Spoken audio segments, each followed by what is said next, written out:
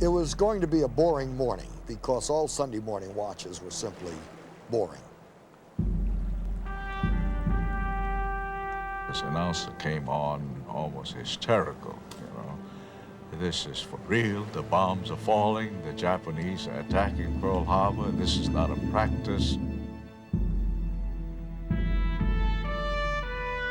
To tell you the truth, I felt courageous.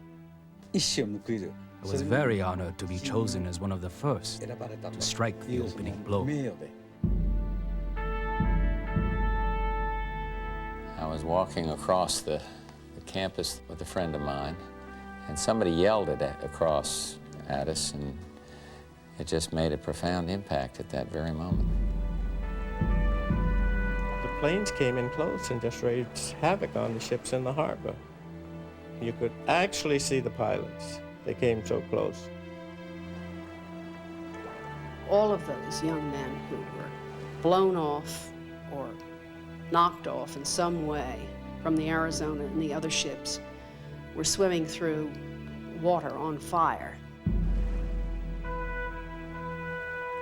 We had to cancel our comedy show, had to quickly put a serious thing on, talking to the troops and everything, wishing them well, and God bless them and everything.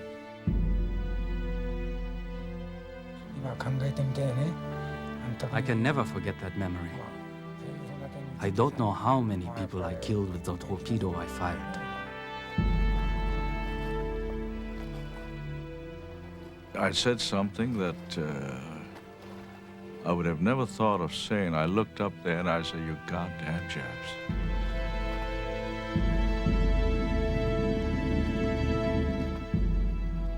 I felt as if the scrolls of history were speeding out of control. My life changed from a 19-year-old kid to a 19-year-old man in a matter of hours.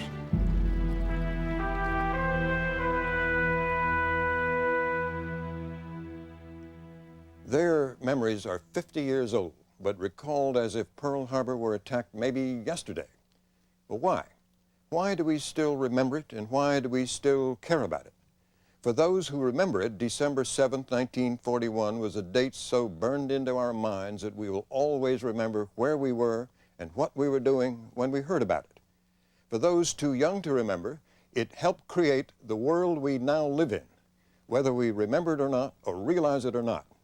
It was the end of one world and the beginning of another. Here, ABC News and NHK Television of Japan have joined together to produce the following program. We have both assembled an extraordinary collection of film and photographs from the archives in both countries, libraries, collectors, and interviews with survivors from both sides. Those who dropped the bombs on Pearl Harbor and those the bombs were dropped on tell us now how it was at the time. Some in Japan and America talk about their experiences for the first time.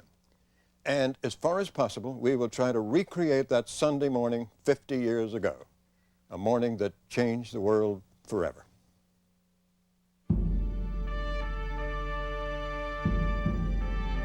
Pearl Harbor, 2 hours that changed the world with David Brinkley.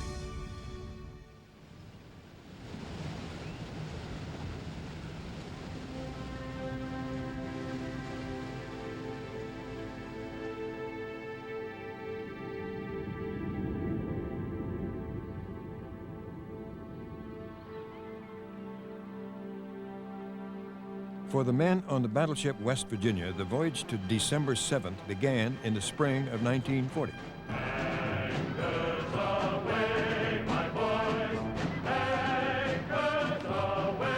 In April, the U.S. Pacific Fleet was ordered out of its home port of San Diego on maneuvers. It was just like a routine sailing, just some of the guys' wives was on the pier and said goodbye. Richard Fisk was a Marine bugler stationed on the West Virginia. Everybody aboard ship was really kind of excited, you know, because we're going to the Hawaiian Islands. And of course, in those days, I was just made my 18th birthday, and I'm thinking about a lot of hula girls with just grass skirts, you know. The maneuvers took them 2,000 miles to the west, and the next time the West Virginia, the Oklahoma, and the Arizona and their sister ships dropped anchor, they were in a place called Pearl Harbor, a shallow water naval base in what was then known as the territory of Hawaii.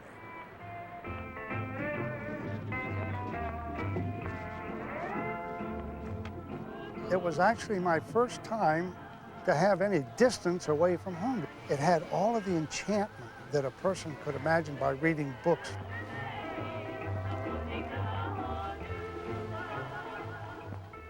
Wes and Bud Height, two brothers, had never left home before.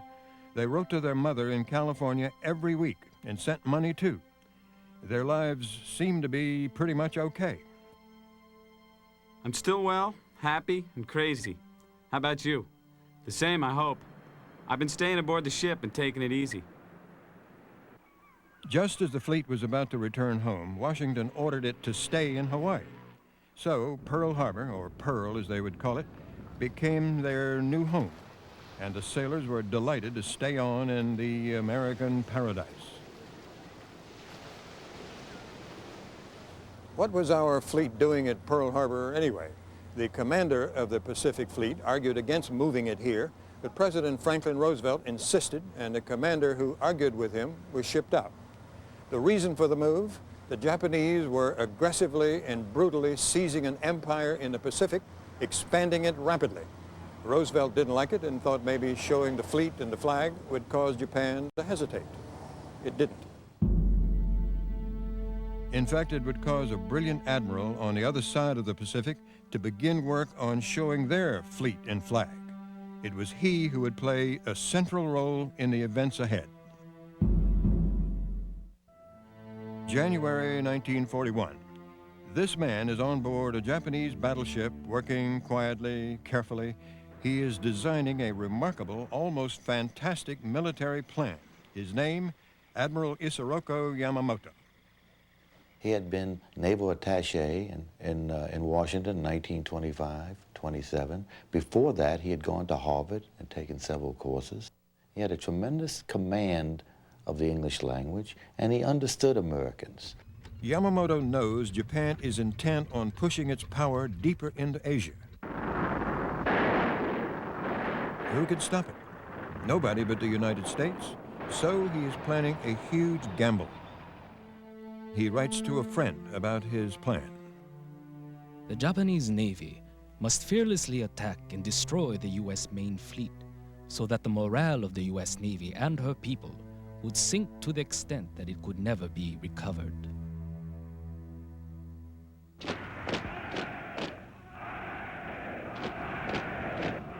For over a year, Adolf Hitler has been conquering Europe, and now France has collapsed.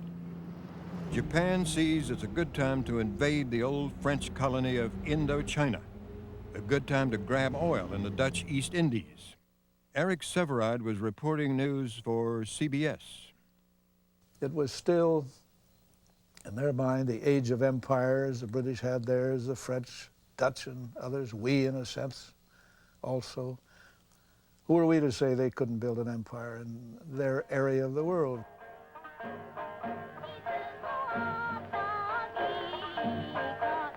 Japan? To most Americans, it was a small country out in the Pacific somewhere. A land of shrines and gongs and people in funny clothes, one of those strange places you see in the National Geographic.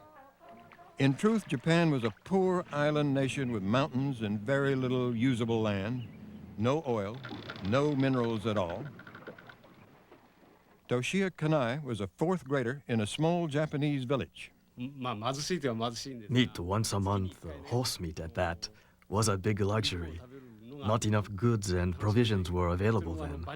We were all very poor, unimaginable for people today. But that was a life for everybody then, all the people of Japan. So it was hard for us. What little money there is goes to the Army and Navy. By 1940, the Japanese military controls the government and the country. It tells people all decisions are made in the name of the revered Emperor Hirohito. No opposition will be tolerated. Everyday civilian life is forced into a militaristic fervor.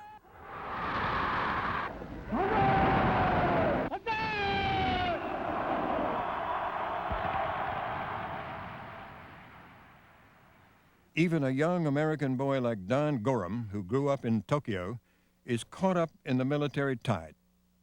There was the Japanese equivalent of ROTC in Japan. Without taking that, even a foreign national would not be able to graduate from the Japanese school system.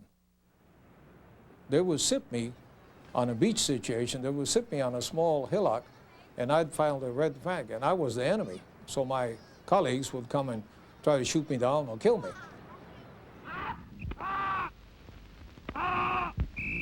Of young Japanese men, not some, but all are drafted into the armed forces. The best and the brightest are trained as Navy officers and pilots. Zenji Abe was one of them. They tried to cultivate an indomitable spirit and stubborn courage in our hearts. Being educated and trained at the Naval School for 4 years, our spiritual strength was naturally built up. That is the spirit Yamamoto counts on to win a war with the United States, if it comes to that. The pilots train with a sense of superiority over a country they see as rich, but weak and undisciplined.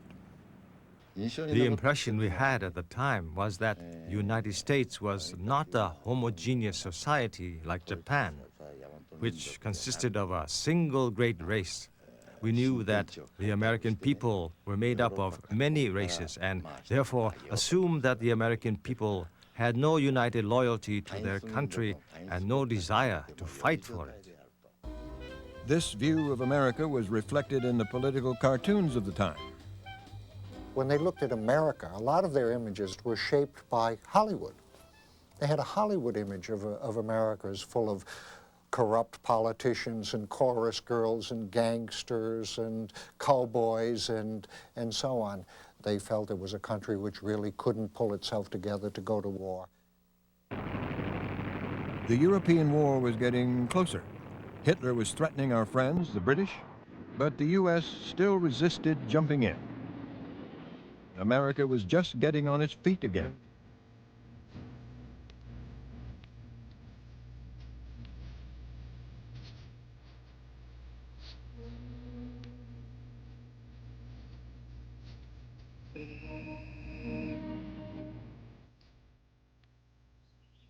Americans were just recovering from the Great Depression of the 1930s.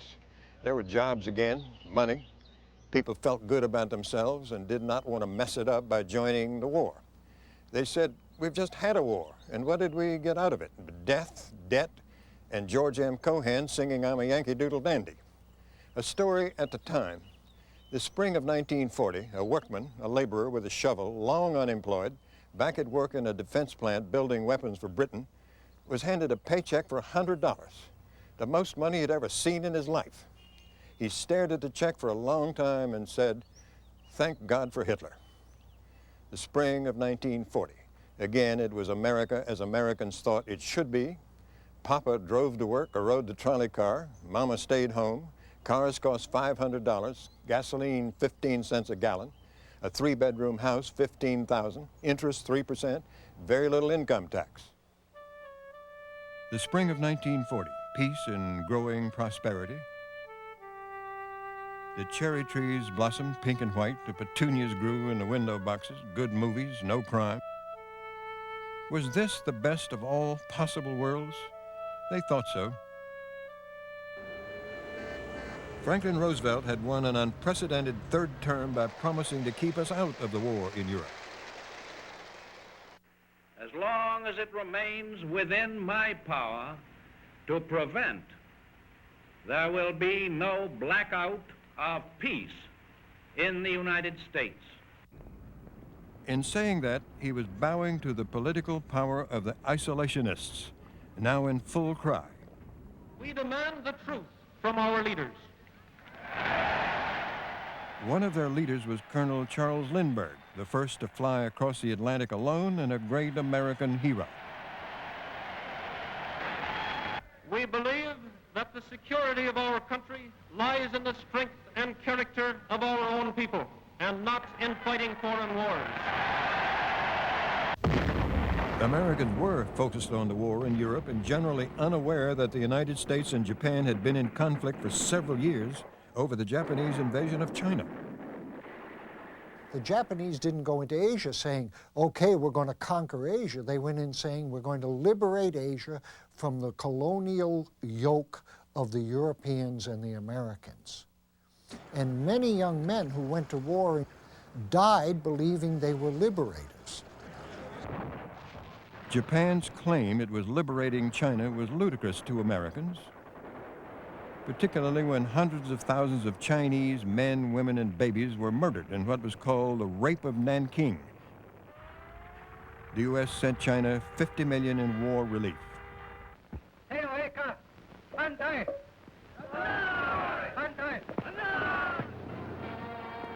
September 1940, Japan deeply upset Americans by signing the so-called Tripartite Pact, a military alliance with Germany and Italy.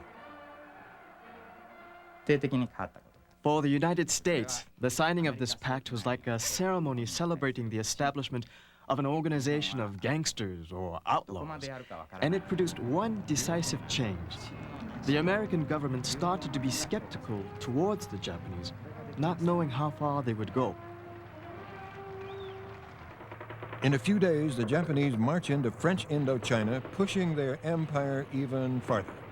The U.S. Navy's Pacific Fleet is the only force able to stop them from still more expansion.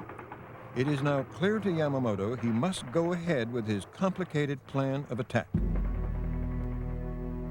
The American Pacific Fleet must be sent to the bottom.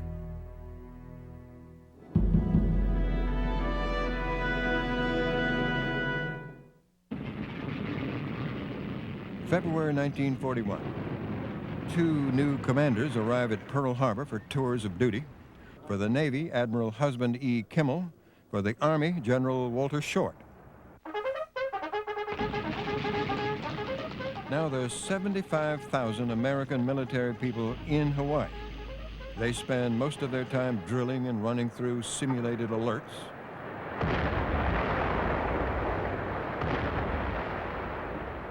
And most feel lucky they are away from the war in Europe. Albert Brower was a lieutenant in the 19th Infantry Regiment. He met and married Celeste, an Army nurse, in Hawaii.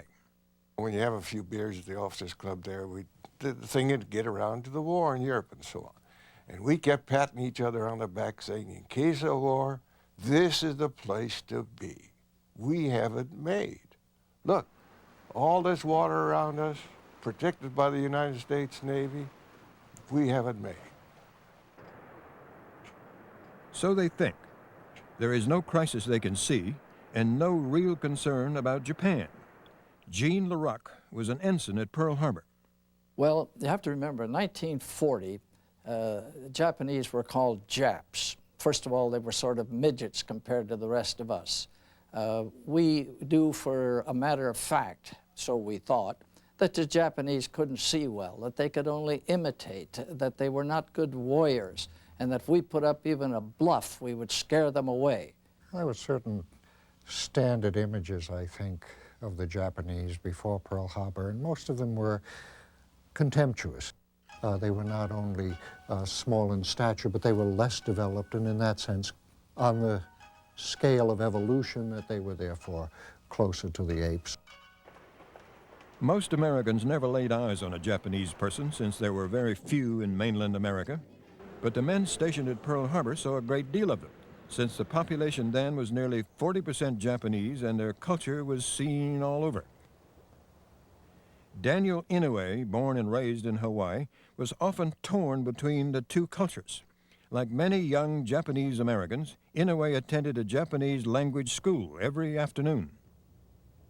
The instructor, the Buddhist priest, tried to suggest that the imperial family was godly, and we should always recognize that. And when I argued with him, he just yelled at me, "You are a Japanese," and I calmly said, "No, I'm an American." "You're a Japanese?" "No, I'm an American." The American military commanders are afraid of divided loyalty in Hawaii. They worry about sabotage of the fleet and espionage, since members of the Japanese consulate can easily blend into the local scene. One does. He was Takeo Yoshikawa, and he was actively working as a spy. Spying in Hawaii was very easy. All the spies had to do was sit on top of the mountain, on top of the hill, look out, and they could see the ships come in, they could see them leave. They could see this was being done regularly, and therefore it was easy to report. Also, Yoshikawa hires airplanes for rides over the island, collecting information for a report on Pearl Harbor eagerly awaited in Tokyo. It was called the bomb plot because it was to plot out the various anchorage places at Pearl Harbor. There were 5 of them, and it was to plot this in some sort of order so that the Japanese could then figure out later where each ship was and what part of the area they were. American intelligence intercepts the bomb plot message, so Washington knows all about it. But incredibly, Admiral Kimmel is never even told it exists. Throughout the year, Japan's attack plan is being refined, and so other leaks and warnings appear. The Peruvian ambassador to Japan hears of Yamamoto's plan. He tells the American ambassador to Tokyo, Joseph Grew, and Grew reports it to Washington, but gives it no credence. Along with the rumors of war came the realities. It all became much more tense in July of 1941 when the Japanese marched in and took over the southern part of French Indochina. And that was too much. Franklin Roosevelt freezes all Japan's assets in the United States and embargoes shipments of oil to a country that has none of its own. Paul Nitze was working for the Undersecretary of the Navy. It seemed to me pretty obvious that if we were going to cut off the exports of oil to Japan and the exports of scrap iron to Japan, and the Japanese had no iron ore, it was clear that this would be a deep offense to them and that they had great military power, and you couldn't quite tell what they were going to do about it. It certainly was dangerous. The Japanese government is furious. It is being strangled, it tells its own people. A serious provocation, it calls it. It was being encircled. It prepares its people for a larger war. Takeji Muno was a reporter for the Asahi Shimbun newspaper. In Japan, ABCD encirclement was quite a popular term at that time. A stood for America, B for Britain, C for China, and D for Dutch. We desperately needed petroleum, but all of the ABCD countries placed economic sanctions on Japan. These sanctions were very severe because we could not get any petroleum. The ABCD countries squeezed us very tightly.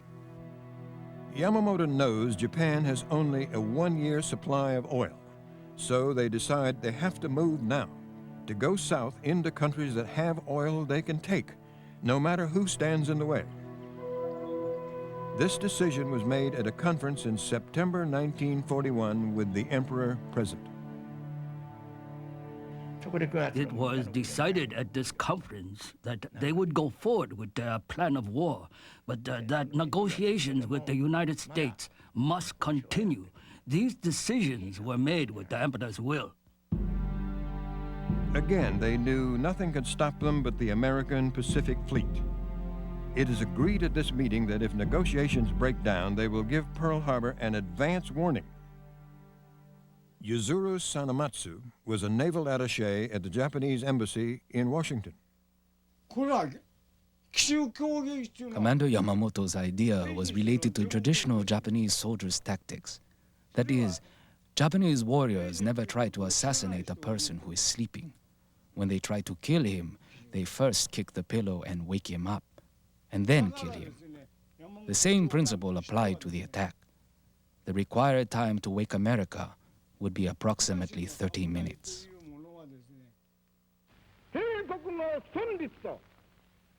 In October, 51 days before the attack, Hideki Tojo, planner of the China policy, becomes Prime Minister of Japan. Tojo was a real samurai. He was a soldier's soldier. When Tojo is appointed as Premier of Japan, this signals to the Japanese people that the warlords are in power as never before, and that they may even go to war with the United States. The military planning moves quickly now. So does Japan's diplomacy.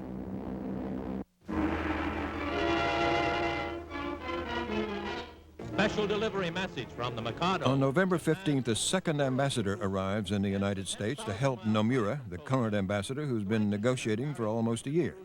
He is Saburo Karusu. Gentlemen, you all know how difficult my mission is. The two of them must deal with Cordell Hull. Great dignity, old school, no nonsense. If he and they can't agree, there certainly will be war. In the meantime, the daily routine of sailors at Pearl Harbor goes on as usual. Life is quiet, pleasant, easy. On November 22nd, Wes Height writes from the Arizona to his mother in California. Hello, Mom. This is your bad son again. Boy, have I been catching hell for not writing. I don't know why you worry about us so much. If anything happened to us, you would hear from the Navy the first thing. So until you hear from them, there's no need of worrying. I'm safer on this battle boat than I would be driving back and forth to work if I was home. 4 days later, on November 26, at the highest level of American government, Secretary Hull sent a note to the Japanese Foreign Office. Bluntly, he orders Japan to get out of China.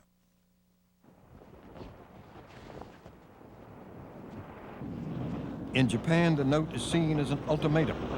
The same day Hull's note arrives in Japan, the Japanese fleet departs from Japan, loaded and ready, and sailing toward Pearl Harbor.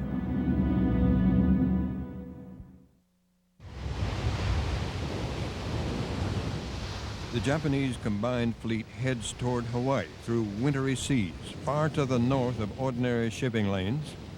Some 25,000 men in 6 carriers, 9 destroyers, 3 submarines, 8 oilers. Surprise is everything now. The attack pilots have not yet been told their intended target. They learn now it is to be Pearl Harbor. Totsuya Otawa was a bomber pilot on the carrier Soryu. If it was permitted, I would have wanted to jump up and shout, "Hooray!" There was a stir among us when we heard it. I thought then what a happy man I was to be able to participate directly in this historic moment. Furthermore, when I heard I was ordered to be the leader of the level bombing unit of the first attack group, I literally felt I was given a man's job.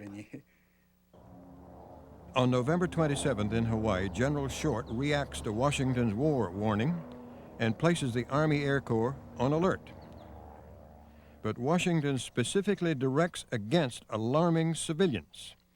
General Short interprets the warning entirely in terms of preventing sabotage. He still thinks the threat is from the Japanese-American local population. He orders planes on all airstrips moved to the center of the field where they can be guarded more effectively. Lieutenant Ken Taylor was an Army Air Corps pilot stationed in Hawaii. We were on an anti-sabotage alert, so there was some concern about the ethnic population.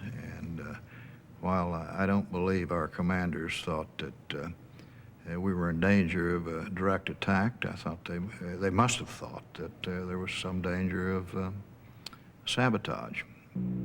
As a consequence, our airplanes were lined up tail to tail. They made beautiful targets. At the naval base, however, shore leaves are not canceled, and downtown Honolulu continues to be a place of beer and bourbon and laughter and good times. Things was pretty loose, really. I mean, there was, when you went through the gate, you had to show your Liberty card, but I mean, as far as wandering around night patrols, it was very placid. It was easy going. There wasn't the really tight security. Throughout their voyage, the Japanese fleet has kept strict radio silence. 2 months earlier, the senior commanders had a top-secret war game, a simulation of their proposed attack. Admiral Nagumo comes to the meeting, and it is he who has been designated to lead the fleet to Pearl Harbor. He is mortified at the end of this important war game to find that the Japanese could be defeated at Pearl Harbor. A staff officer, Tadakazu Yoshioka, was present that day. As a result of the heavy losses in the war game, we decided on a surprise attack, and we would have to attack on a Sunday morning when the Americans would not be ready. It was the only way for the Japanese Navy to win. 37-year-old naval aviator and tactician Minoru Genda has been handpicked by Admiral Yamamoto to develop the tactics to be used at Pearl Harbor. Genda's idea was very daring in that it put all the aircraft carriers together into one group, which is quite a lot of carriers to get caught if they were to be sunk all at one time. But his idea was concentration of air power. By having these many carriers together, he could launch 2 waves which would create a devastating effect. 2 aircraft carriers couldn't do this. 4 couldn't do this. He needed 6 or 8 to get the firepower to destroy the American fleet. Genda's attack plans have required innovations in weaponry, including a new torpedo that will run shallow, not deep, for Pearl Harbor's greatest depth is around 40 feet. Genda has ordered a new bomb that will go through the deck of a battleship and explode below the deck. Genda is satisfied, but he's also uneasy. Over his opposition, 5 midget submarines have been added to the fleet, and they are scheduled to move in the dark to Pearl, and he is afraid they may give the attack away. He later writes what he was thinking during those days at sea. May God help us, for now we are advancing toward Pearl Harbor, not in a dream, but in reality. The Japanese plan of attack calls for their bombers to come from the north. Spreading over the island of Oahu, they will target the air bases at Wheeler, Kanoe, and Iwa. At Pearl Harbor, they will attack American planes on Hickam Field and Ford Island, and finally, the main prize, destroying the battleships and carriers anchored around Ford Island. Pilot Yanakichi Nakajima remembers the intensive planning for the attack. After we finished flight training, we gathered models of the American ships, and the pilot would ask us which model was which ship. How about this one? How about that one? So, even now, at the age of 73, I remember these ship names as if they were poems. For over a year, Navy intelligence in Washington has been intercepting and decoding Japanese diplomatic messages. In the first days of December, the traffic increases. On December 6, they intercept a long, formal message, which is the Japanese response to Secretary Hull's ultimatum that they get out of China. I wrote this message and translated it into English. It was very long. We divided it into 14 parts and sent them one by one. I guess the military feared that if we had sent all 14 parts together, the Americans might have become suspicious. The 14th part was just a line and a half saying, we must break off negotiations. At the end of the night, only the first 13 parts of the message have been intercepted. It is clear, however, as each segment is decoded, that the Japanese are building up to a punchline in the missing 14th part. In Hawaii, Admiral Kimmel is sending a message of his own. When a reporter asks him if the Japanese could possibly attack Pearl Harbor, he says, "I don't think they'd be such damn fools." The Japanese fleet swings south, bearing down on Oahu. The lead carrier signals a message to the rest of the attack force from Commander-in-Chief Yamamoto. The rise and fall of the empire depends upon this battle. Every man will do his duty.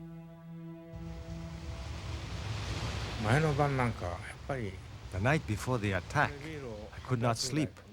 I thought I would die the next day, so I drank 6 bottles of beer. But I couldn't get drunk. I couldn't get sleepy. I was awake all night until the morning came.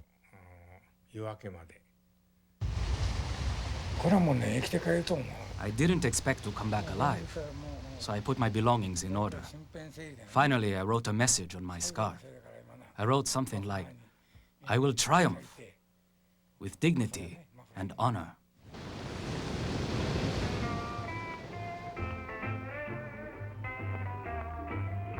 We were dating at the time, I mean, quite steadily, and Saturday night we always spent at Hickam Field. And so we, as usual, went to the Officers Club and went dancing and got home quite late, actually. It must have been about 1 or 2 o'clock in the morning. And there was no inclination that we're going to have any problems. I mean, things were quite serene. Beautiful night. And it was a memorable night for members of the USS Arizona Band. They returned late to the ship after competing in the Navy's big band competition. My wife and I went to the Royal Hawaiian Hotel's Saturday night dance. It was a beautiful night. It was winter, of course, which meant it was cool but not cold. Most of the women wore long dresses, and at midnight, Harry Owens played Sweet Leilani. This was a song he had written himself in tribute to his baby daughter. In Washington, at 9 o'clock on the night of December 6, 2 important events. President Roosevelt, deeply concerned that things are getting out of hand, sends a message directly to the Emperor, inviting him to a face-to-face meeting. Ironically, at the same time, Navy intelligence delivers to the White House the first 13 parts of Japan's reply to Secretary Hull.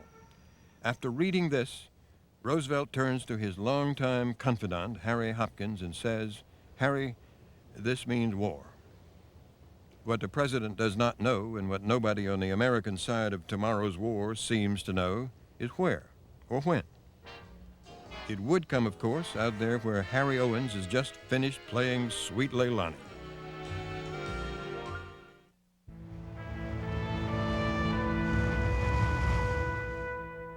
The following depiction of the attack on Pearl Harbor consists of actual film footage and photographs taken on December 7, 1941, and recreated scenes originally presented in the John Ford documentary, December 7th.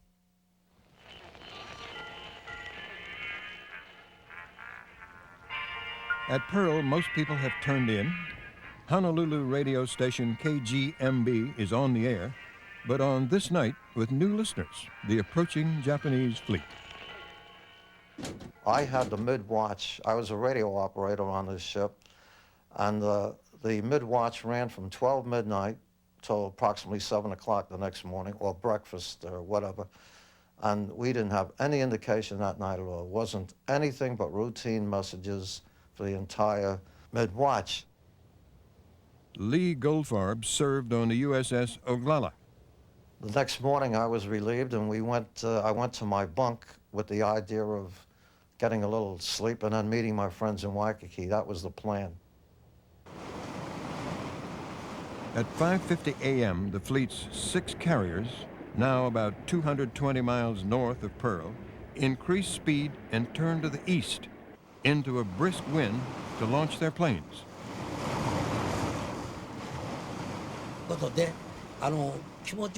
I felt finally the time had come. Although it might sound strange, I felt quite cheerful. I visited the shrine on the ship and prayed. Since we had arranged our personal belongings on the previous day, the last thing to do was to change into new clothes. Everything we put on was brand new. Then we went up on deck.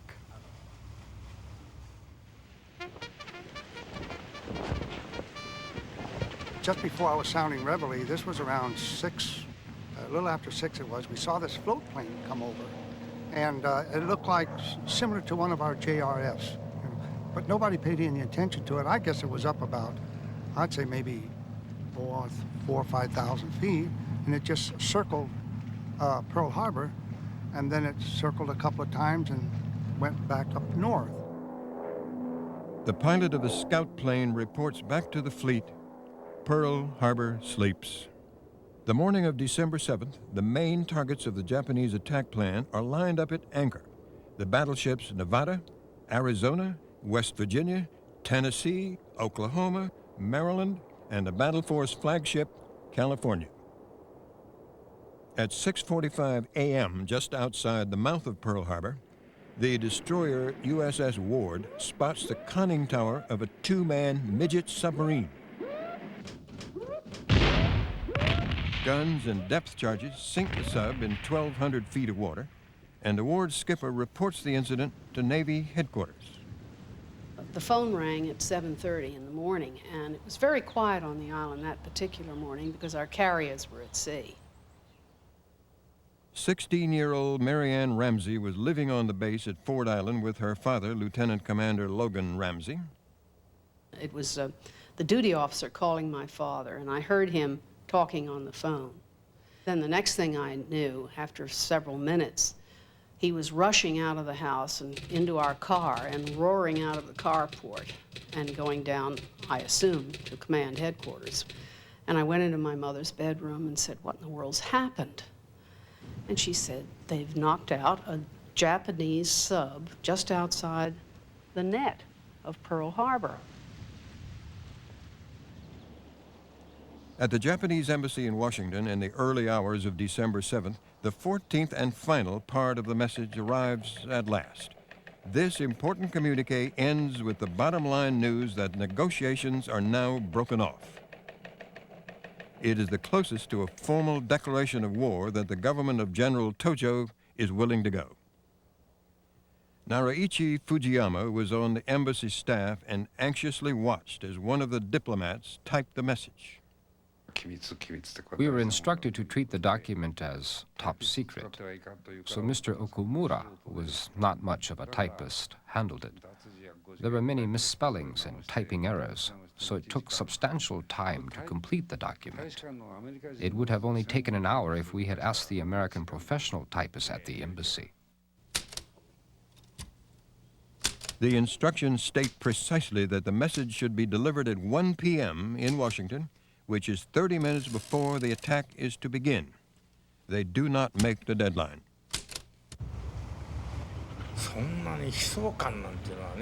I didn't feel grim resolution as such.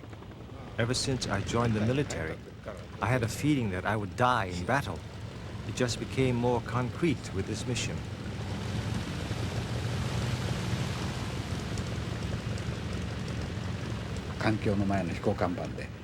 We were lined up on deck. The pilots were briefed unit by unit by the ship's captain, the wing commander, and the squadron leaders. We got into our planes and started to warm up the engines. But the ship was rolling heavily, so the takeoff was postponed 20 minutes. It seemed like a very long time. Finally, we got the signal. It was getting light, but the sun had not yet risen. The fighter planes of Akagi took off first, then those of Kaga, and our Soryu and Hiri.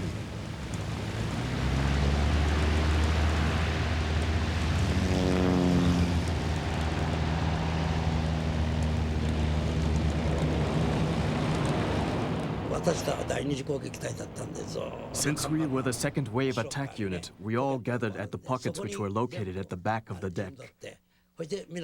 We watched them all fly away. We waved our caps. We really prayed for their success.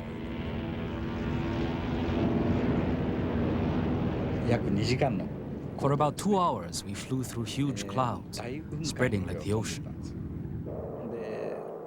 Our flight group was very large, over 100 planes. We were escorted by 0 fighters, and so I felt secure. Instead of anxiety that the Great Pacific War was beginning, I had the serene feeling that I was going to be a man, that I was about to flower and bear fruit. I wasn't tense at all. At a few minutes after 7 a.m., the primitive radar equipment on a hilltop above Pearl Harbor picks up a remarkable image. It is an image that the two operators on duty have never seen before. George Elliott remembers that day. As I was looking at the 5-inch oscilloscope, we saw this large flight of planes out at 137 miles. And instead of a little blip, it was just an enormous thing, almost 1/4 of an inch wide and as high as it could go on the screen. And we plotted it at 702 at 136 miles, I think it was, or 132 miles, I'm sorry. And of course, I sent it into the information center. I talked to the switchboard operator. Well, when the call came back, Lockhart, being nearest the phone, answered the phone and spoke to the lieutenant that told him to, in essence, to forget it, that there wasn't anything to be concerned about. It was the Americans' last chance to ignore a warning about Pearl Harbor. I happened to look down and saw the northernmost point of Oahu through an opening in the clouds. At that moment, I shouted unexpectedly in a very loud voice, "I did it!" Just after that, I received a signal from Fuchida to get into a formation to prepare for the attack. It was the first radio signal of the day. It said, "Go." As soon as we got that signal, we fired a test of our tail guns. Ba ba ba ba. Suddenly, when they heard that, the Zero fighters, dive bombers, and the torpedo bombers dove. It must have been about 7:45, 7:50. We saw a bunch of airplanes coming in, but they were coming in from all over the place. So we thought this was going to be a regular drill that we normally have. And nobody got too excited about it until we saw these planes start forming around, and then the torpedo planes went along the mountain, and they were coming right down the channel there, and they were aiming right for the battleships.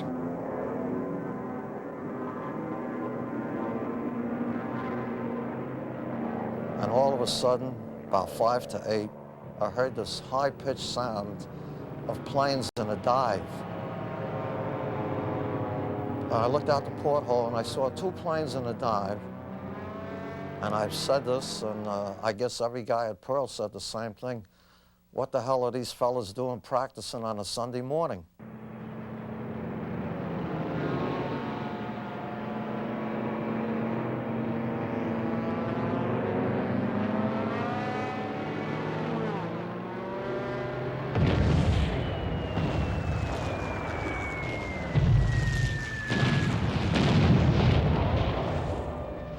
It didn't take long for us to see the red circle on the plane, so we knew we were under attack. But there was mass confusion when the attack started.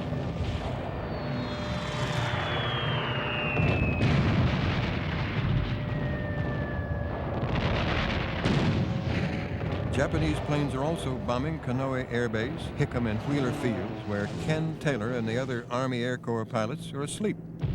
The night before, they'd been to a formal party at the Officers Club. When you're awakened suddenly, as I was, you generally jump into the first pants that you can find, and mine happened to be tuxedo pants.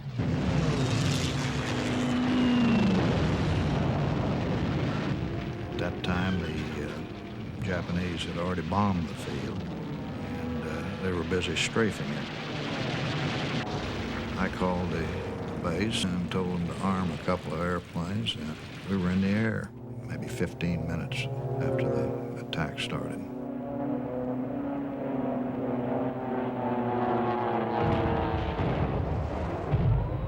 There was a lot of excitement in the quadrangle. No officers, basically no officers. So the sergeants began to give their commands. Well, we're just kind of numb. It's just war, it's war. That's all you could think. When we got up on that roof there and I saw the first plane with that circle on it, it sunk in. I said, oh my God, we're at war. The whole family was preparing itself to go to church.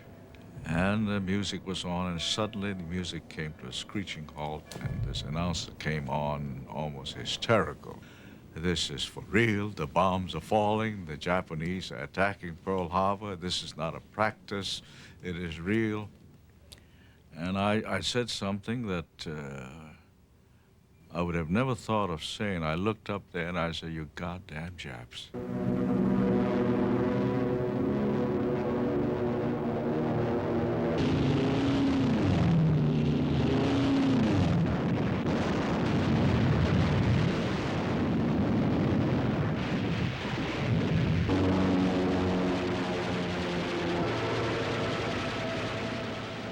We saw this bomb come down, and there was about 7 sailors up there on the bridge, and myself and Captain Benyon. And this bomb come down, and we looked at it, and we said, "Good Lord, it's going to hit us." And we all hit the deck. And at about that time, that tremendous explosion.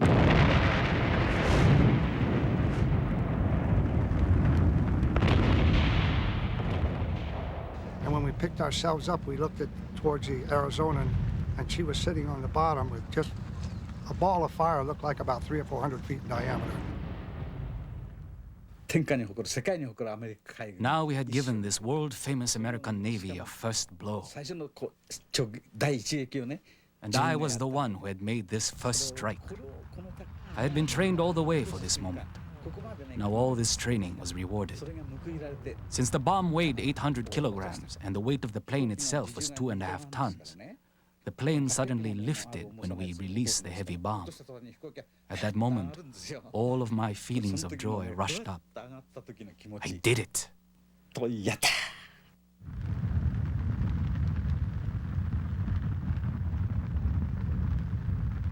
8:05 a.m., the end of the USS Arizona. Though it was not clear at the time, the ship had become the final resting place for over 1,000 men, including Bud and Wes Height, just one of more than 30 pairs of brothers killed on the Arizona. The attack on Pearl Harbor has been going on for almost an hour before this bizarre event here in the old State War Navy building in Secretary of State Cordell Hull's office. Kurusu and Nomura, the Japanese ambassadors, arrived with a 14-part message for Hull.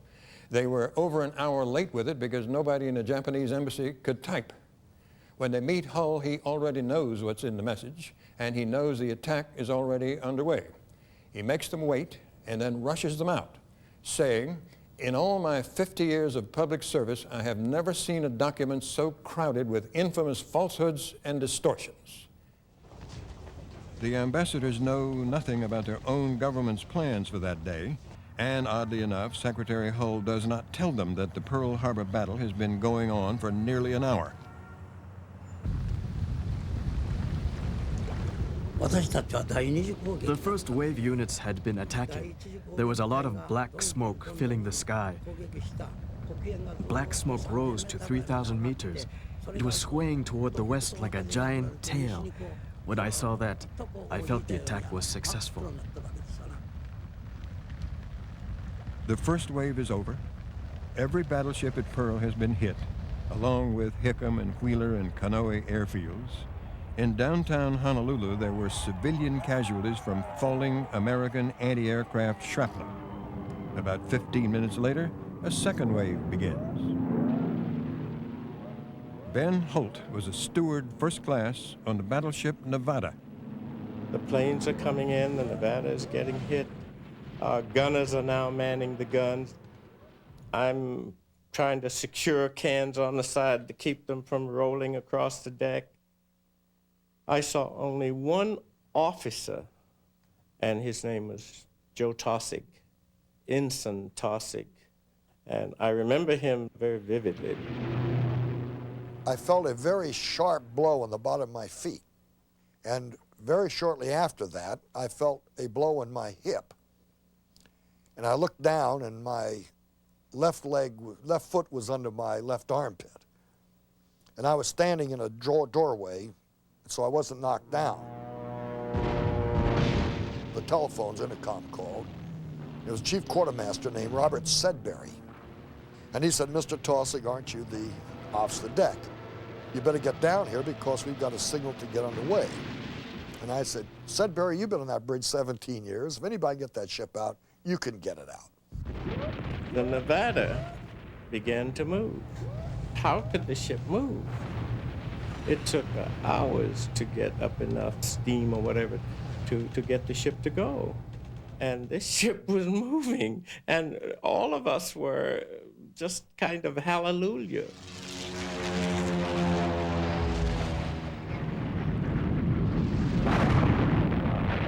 Now, by this time, we'd had a torpedo to hit us on the port side by number 2 turret, and that had torn a 40 by 20-foot hole in the side of the ship. So we were flooded forward pretty badly. But Sudbury got the ship out, which is probably one of the greatest seamanship maneuvers of all times because the Arizona had blown up ahead of us. As we went by the Arizona, we passed her so close aboard, we caught fire all along the starboard side. And that created a lot of problems because the anti-aircraft crews would not leave their guns, despite the heat. And we lost an awful lot of people, got burned. As soon as we got near the mouth of the harbor, the sky opened. And an umbrella of planes and bombs and so forth concentrated on this huge moving battleship. A battleship had survived and was still navigating its way toward the mouth of Pearl Harbor. We all started to bomb it. There was just nothing but turbulence. People were being blown over the side. The ship was listing. People were saying, abandon ship, abandon ship. And that's when I said, this is time to go over the side. So I went over the side. And by now, of course, the oil had spilled out on the water and had caught fire. And these little boats were going in there and pulling the guys out. And they would take them ashore anywhere. Badly hit, Nevada's crew runs the ship aground to avoid blocking Pearl Harbor's narrow channel. Within a few minutes, looking across the channel, they see fire beginning to engulf the destroyer USS Shaw.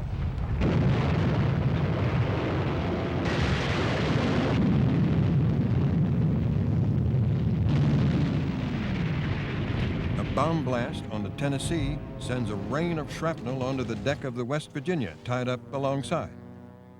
And then we heard a kind of a yell, and we looked over about 7 or 8 feet from us. Captain Benyon was laying on the deck, and he had a tremendous wound. But Captain Benyon never indicated that he was in any pain or anything like that. But he was continually giving orders, and he lived for about, maybe 10 or 12 minutes before he finally died. The first young sailor that I saw who was so horribly burned, but he was covered with oil and nude, I think. And he was so covered with oil, his nudity was obscured by it. And he was holding his hands out from his sides because the flesh was hanging in shreds.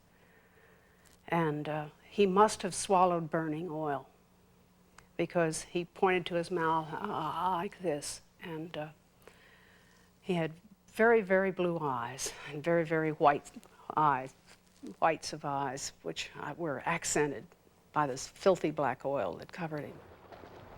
It was a medical nightmare. Broken bodies were hauled from the water like fish, some injured, some dead. The wounded were rushed off to hospitals, schools, even homes, and nobody on Oahu could tell if the Japanese would return with even more bombing and strafing. It was rumored they had been invaded. We have witnessed this morning a severe bombing of Pearl Harbor by enemy planes, undoubtedly Japanese. One of the bombs dropped within 50 feet of KTU Tower. It is no joke, it is the real war. The city of Honolulu has also been attacked and considerable damage done. This battle has been going on for nearly... Fighter pilot Iozo Fujita sees his attack leader's plane leaking fuel. He flies close enough to see Captain Iida's face. He used hand signals to tell me, my airplane is out of fuel. I'm going in for a suicide attack. Waving goodbye, He flew off into a sudden dive toward the Kaneohe Air Base. I realized I was going to see his final moment. I was circling, watching his airplane. When his plane merged with a shadow, he disappeared in dark smoke. I lost my favorite leader right before my eyes, and my tears welled up and blinded me. But there is no time for grief. Fujita takes command of the fighter group. Their task now is to destroy the planes at Wheeler Field. And there, his squadron confronts Ken Taylor and 3 other American planes. And I did a Shondell, came back, got right on one's tail. What I didn't realize was that I wasn't on the end of that line, I was in the middle of it. And somebody was doing the same thing to me, and the bullets started coming through the canopy and through my arm and exploding in the cockpit. And this really got the adrenaline going. And I was just about as excited as a guy could be, and turned out all right. Didn't hurt me, the wounds were minor. I went right on with my business. Did mess up my tuxedo pants a little bit. The attack had come before Admiral Kimmel had left his home high above the harbor. He stood mute on his neighbor's lawn, watching the Arizona explode, lift out of the water, and sink back down. The Pearl Harbor attack must have been devastating. Here he had been at the epitome of his career, the apex, the zenith, the height of his career. And now he could watch it going up in smoke as he looked out the windows and watched the great battleships die one by one. A bullet allegedly passed through the window nearby him and grazed his shoulder. He is said to have said, "It would have been more merciful if it had killed me." Washington's swinging Sammy Baugh has one of his aerials pilfered, and the Eagles are on their way. Back in Washington, the big news had not yet arrived. And at the old Griffith Stadium, the Washington Redskins are playing the Philadelphia Eagles. On the PA system, calls begin to go out for various officers to report immediately to their duty stations. Clearly, something is up. I was at home in Arlington, and we were going to have some people in for the Redskin game. And all of a sudden, over the radio, I heard it once and flew upstairs to get dressed twice. And on the 3rd time, I was on my way to the White House in my car with a lump in my throat and just shocked beyond compare. Incredible that this could happen. And I got there in time to take Steve Early's press conference. Neighbor knocked on the window and pointed to my radio. I turned it on. That was the first I heard about it. So we rushed downtown. I can remember driving down the Rock Creek Park road right behind the Japanese embassy and could see the smoke coming up. They were burning their papers. And I spent the evening in the White House press room. It was a madhouse. We had an open microphone. There was no censorship. And a few 4-letter words escaped into the American air from frustrated reporters.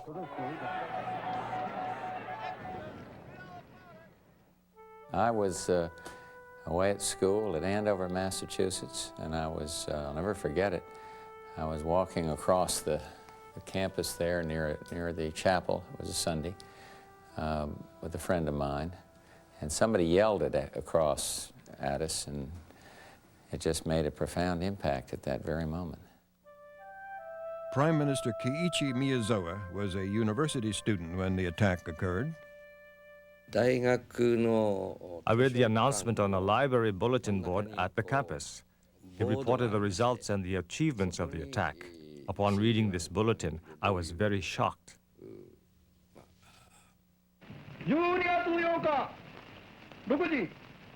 The Japanese people learn of the attack from an early morning radio announcement. A few hours later, Prime Minister Tojo addresses the nation. The fate of our empire and the destiny of Eastern Asia depends upon this single battle. The time has come for the Japanese people to serve their country and die for the country, regardless of the sacrifice.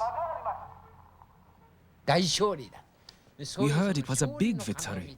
People get drunk on that kind of news. It was a fleeting moment of victory. And so as to why the war started or what will happen in the future, we should have thought these things out. In their excitement over winning, people seem to stop thinking of the future. It lasted 2 hours. 2 hours that would change the world forever. 2,403 Americans dead. 1,177 of them entombed in the sunken battleship Arizona. In pulling off this brilliant maneuver, the Japanese had lost 129 men.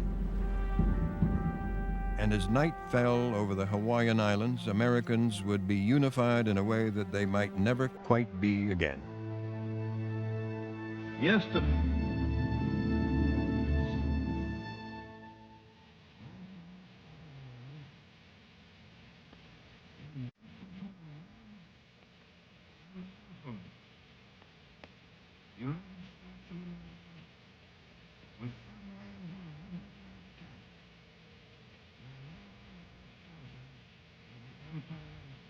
Bam.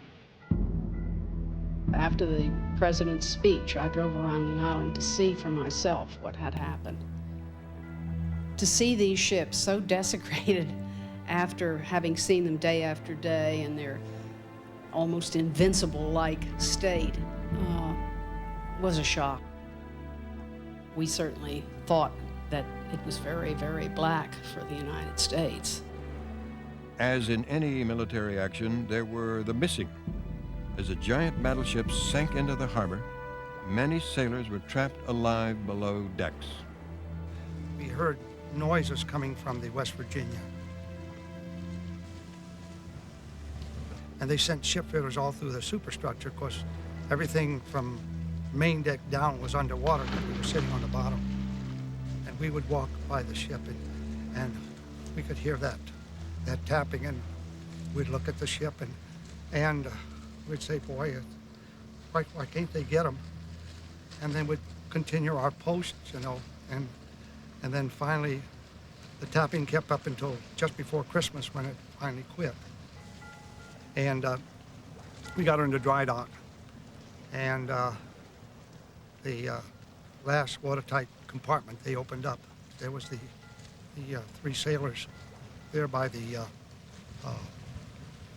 forward generator there. They were in the forward pump room that was 6 decks down below main deck. And there were these three sailors, and they had written on the bulkhead where they actually lived until the 23rd of December before they finally died. And there was the last bodies that was removed off of the West Virginia.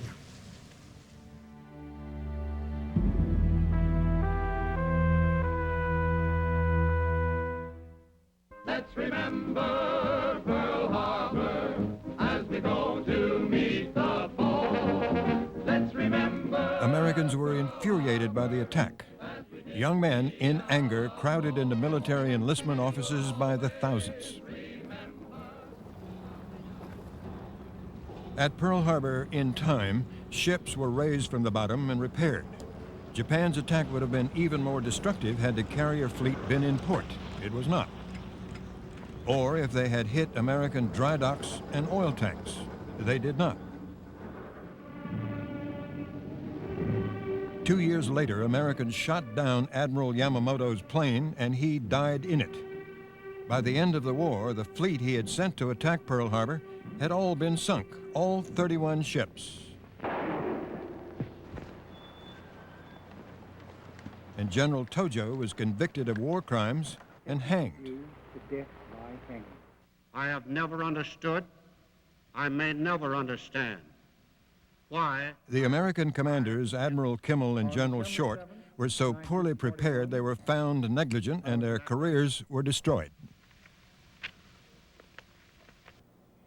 In later years, some revisionists claimed Franklin Roosevelt knew the attack was coming and did nothing to stop it because he wanted this country in the war. To most people, it never made much sense, and no one ever proved anything. As military battles go, it was small and brief. It was over in 2 hours. Brief, yes. Small, yes. But its effects and their memories are simply overwhelming. These are only a few of them. The attack forced the United States into the greatest war in history with its uncounted and uncountable death, debt, and misery. That war brought the world's most terrible weapon, the atomic bomb, and the human race's most barbaric act, the death camps. It destroyed some of the world's great and irreplaceable art and architecture, and it produced a new map of the world, an ugly one. And so it still holds our attention, including, we hope, the attention of those too young to remember any of it.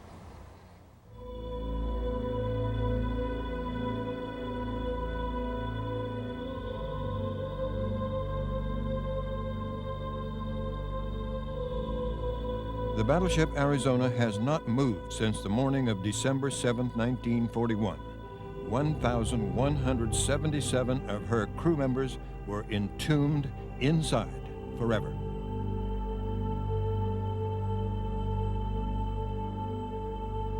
The ship's rusty hull under 40 feet of water is still leaking oil. A drop rises to the surface about every 20 seconds. It is sad and spooky, like a message silently floating up from an underwater tomb.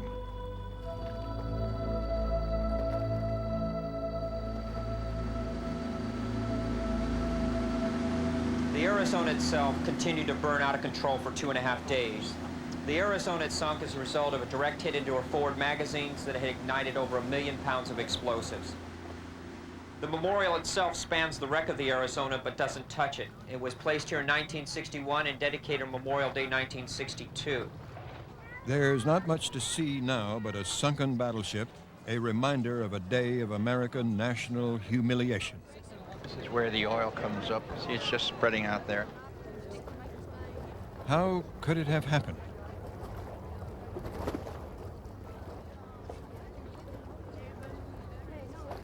See, my anger rose ferociously to where I wanted to kill. And then I began to hate them. I wanted to see them wiped out. I rejoiced when we dropped that bomb on Hiroshima, because this is the way I felt toward the Japanese people. I was very angry. Joe Morgan is one of a dozen survivors of the attack who now volunteer to work as guides at the Arizona Battleship Memorial. They tell war stories to the tourists, and then they tell more than that. But the man who led the attack on Pearl Harbor apologized to me. And we became friends.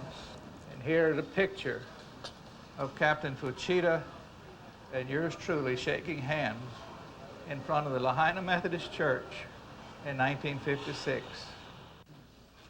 Claire Key, USS West Virginia. I'm Lonnie Wells, the USS Maryland. Tom Bates, the USS Ramsey. You too can join the Pearl Harbor Survivors Association. The requirements are that you were anywhere on the island of Oahu or within 3 miles offshore on that morning. Coming to the 50th anniversary now, membership has climbed to 15,000 with chapters in every state. And you were on the Maryland. I was on the Maryland. You saw quite a bit of the action. Oh yeah, I was topside and the director. Some have made a sort of second career out of their brush with history. Their official duty is to remember and to tell others their war stories, write letters to editors and to Congress, and to keep alive the slogan, "Remember Pearl Harbor and keep America alert."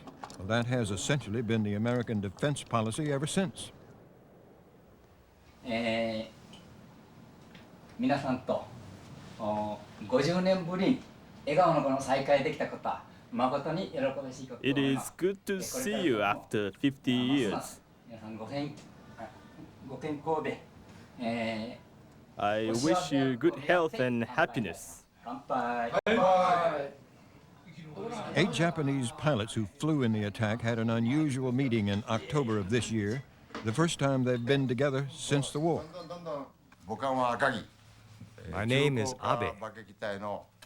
I was on the Akagi. I was a dive bomber and the team leader. My name is Kawahashi. I was with Abe. I was the second torpedo bomber to attack the American Pacific Fleet. They have no formal organization, no reunions, no uniforms. They do not march in parades.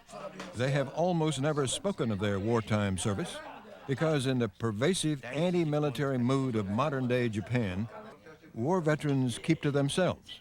For several months, they planned a meeting with American Pearl Harbor survivors in Atlanta. But at the last minute, the ceremonies were canceled by the American Association's headquarters. Gerald Glaubitz, president of the Survivors Association, prohibited the meeting. Inappropriate, he says.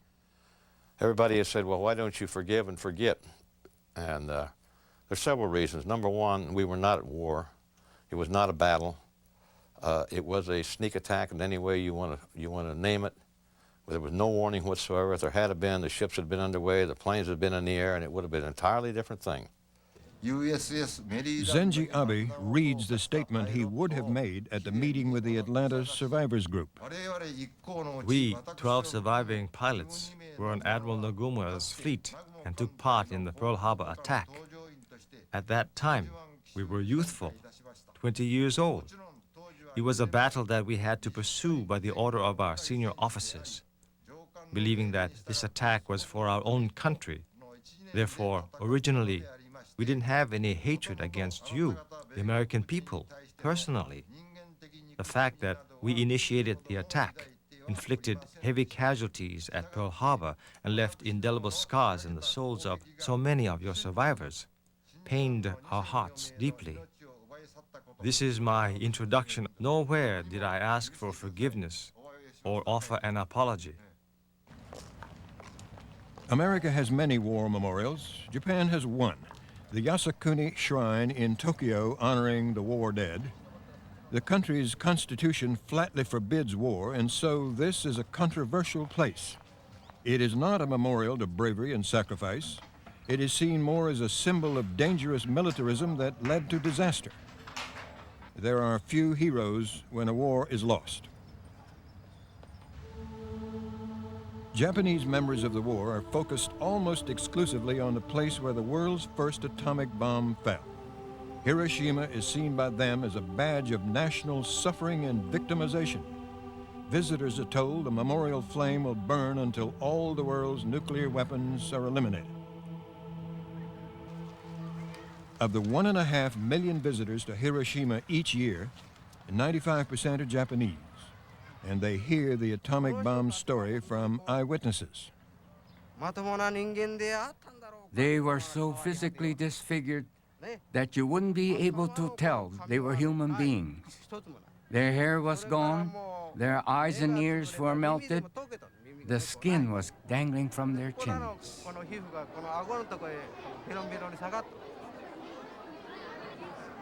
The Atomic Bomb Museum is a powerful statement of the anti-war sentiment dominating Japan in the post-war years. For many, the American atomic attack more than balances out the Pearl Harbor attack. Once I was interviewed by an American broadcasting company. Toward the end, the interviewer asked me, "Do you know the slogan, 'Remember Pearl Harbor'?" So I said, "Yes, I know." I said, "Let me ask you a question. Do you remember Hiroshima and Nagasaki?" I asked him a question. He didn't answer. That's how it is. People always try to equate Pearl Harbor with Hiroshima. The difference is, and I'm not discounting the horror of Hiroshima, the difference is that we were not at war. If we were at war and Pearl Harbor was attacked, we all should have been shot for negligence. But we were not at war. I can't tell you the outrage that was there, and it still exists today. Oddly, Japanese tend to remember the atomic attack as suffering inflicted by the Americans, unconnected to the war or to Pearl Harbor, an attitude that infuriates Americans, who point out that without Pearl Harbor there would have been no Hiroshima.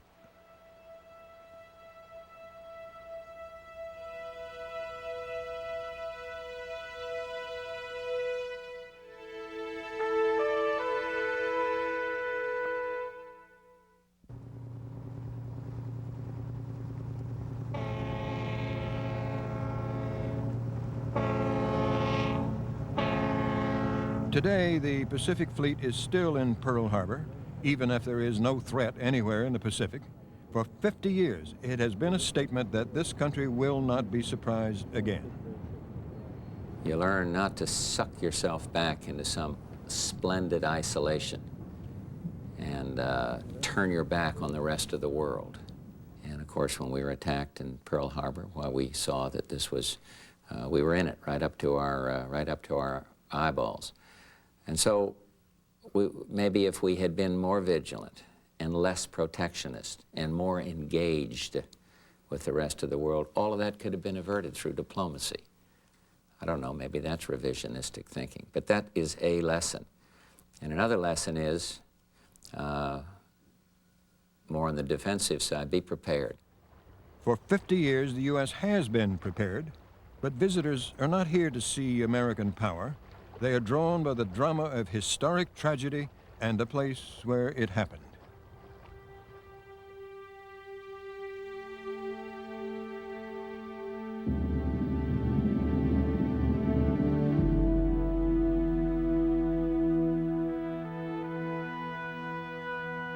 It is a place of great power. People come here to be close to that.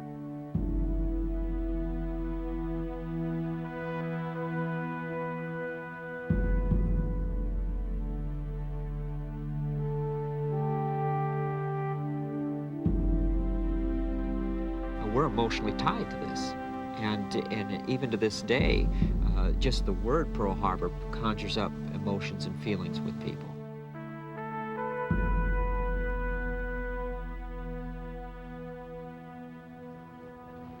Part of the problem of accepting defeat at Pearl Harbor for Americans is that that's not in our nature to do that. And that is part of our national character. We are winners. So I think that people come here and suddenly find out that America was not always a strategic power, that the arms race that they saw that took place in the Cold War had its origins to this hollowed waters of Pearl Harbor, where this ship now rests. It was an American defeat. It did cost American lives, but the war it brought touched every corner of the world. Foreign visitors by the thousands come to the Arizona Memorial, including a few Japanese. For a person like me who did not experience the war, this was truly shocking. We never learned such things in school, and our school did not encourage us to study these things. We didn't gain insight into the war.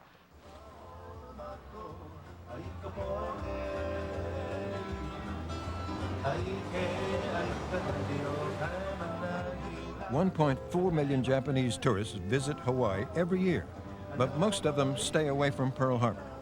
They don't come for that. They come for the climate, the beauty, the surf, the shopping, and their money is welcome since they spend far more than Americans.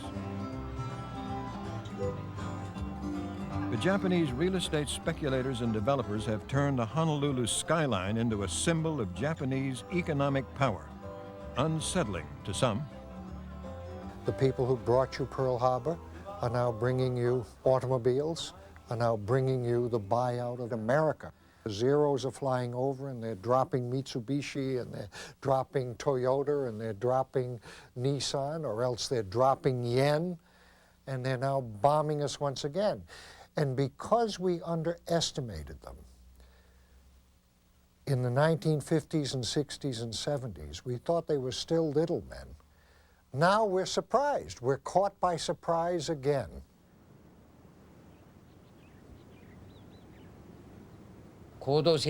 If people had learned the lessons of the war, we'd never have driven ourselves to the point where we're now called economic animals, or should I say, money animals. Neither businessmen nor labor unions could care less about the past. No intellectual or even academic has the courage to speak out about the war. The war itself had been considered taboo in Japanese society.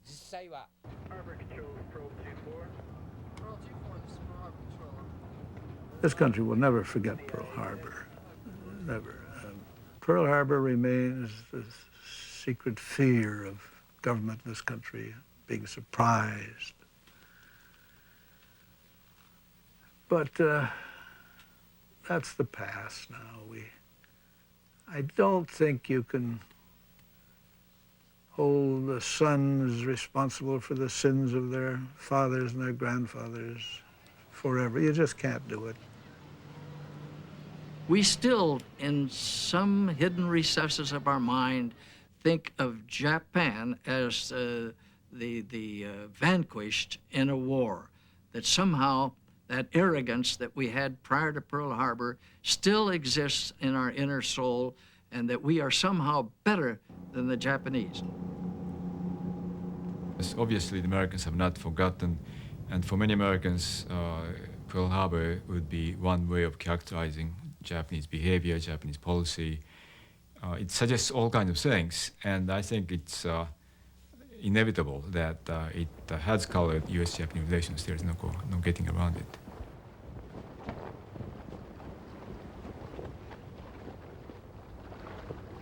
I hope it doesn't have kind of a stereotypical ugliness about it in a context that lingers over from Pearl Harbor and from our being enemies, because we're friends now. And anything that smacks of prejudice as you express your differences on international trade on either side is totally unacceptable. These differences lead us to minor issues, such as bashing, which we see today. Of course, one side would say, we are not bashing, we have no intention of doing that. On the other hand, the other side might say, we're getting bashed. The perception gap, I think, still exists today. So we really have to examine why this gap has been created and where this has come from, knowing we have so many means to be able to communicate with each other. As an epical event in history, Pearl Harbor still fascinates historians. But it is a personal recollection and experience only for those who were here at the time, and there are fewer of them every day. As for Pearl Harbor, I still regard it as an honor to have been in the first attack group. I was truly a happy man. I don't tell anybody about these feelings, but deep in my heart, I always think of myself as a really happy man. The lessons of Pearl Harbor is that we hope America remembers Pearl Harbor so it never happens again. And the basic part of it is to keep America alert. And if we can leave that legacy to our children and our grandchildren and the people that run the country, then those who passed away, I can get corny and say they shall not have died in vain. It's our responsibility to tell our true history honestly. We should tell our people what we did. How they interpret it depends on their own wisdom. The war was a mistake, and what Japan did was wrong. Motivated by excessive regret and shame, our schools avoid teaching about the war and omit the dark side of our history. For the veterans that fought in Europe and fought in the Pacific, they will never forget World War II. If we are able to embrace Germans and not constantly remind them of Hitler, which we don't, then we should be able to do something close to that with the Japanese. When I look back on the past, the first thing I think is that it was such a high price to pay to learn a lesson about peace, and it should never be repeated.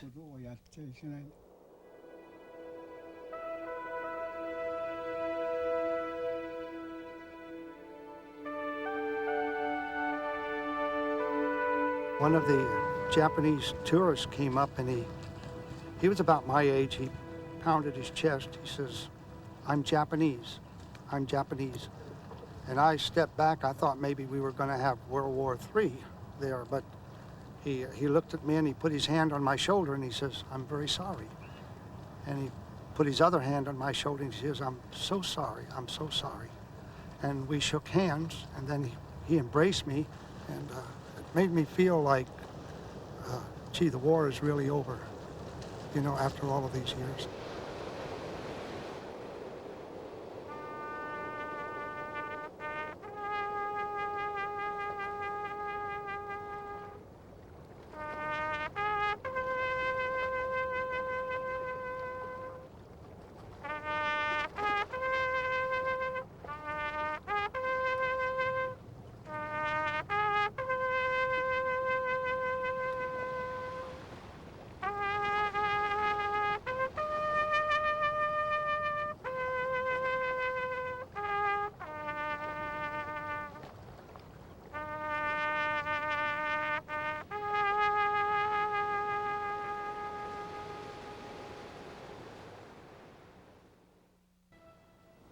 This is Pearl Harbor plus 50 years. After the attack, a Japanese admiral had it right when he said, "I'm afraid we have awakened a sleeping giant." They had. The United States went into the war with military and industrial power of a size the world had never seen. When it was all over, Japan and Germany defeated. A country that really preferred to stay home stayed on to help put Western Europe back together, to occupy and to write a new democratic constitution for Japan, and then to have its military power stand off the Soviet Union until it collapsed. A heroic performance by one of history's great countries. Still, the mistrust lingers. If Japan attacked the United States and awoke a sleeping giant, in a way so did we. A defeated Japan became an industrial and economic giant. And despite the bitter memories of 50 years ago, the two giants have to live with each other. It is not a warm and cozy relationship, but at least it is not hostile. With 50 years of war and post-war behind us, a generation of Americans can stay home now, work on their own country's problems, pay some debts, play with their children and grandchildren, and enjoy life. They've earned it.